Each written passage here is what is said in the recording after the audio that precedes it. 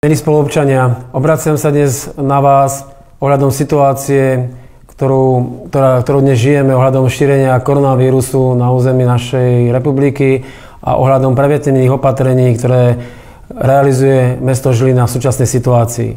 Chcem vás požiadať, aby ste dodržiavali všetky pokyny, pravidlá, usmernenia, ktoré dnes sa dostávajú ku vám z rôznych úrovní štátnej správy a miestnej samosprávy. Je to veľmi, veľmi dôležité.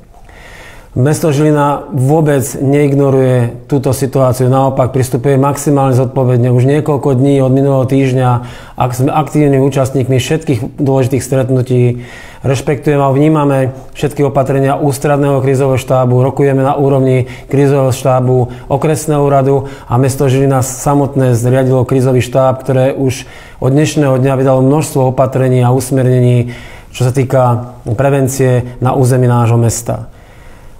Takisto chcem zaujať stanovisko ohľadom možného uzatvorenia školských zariadení, to znamená materských a základných škôl na území nášho mesta.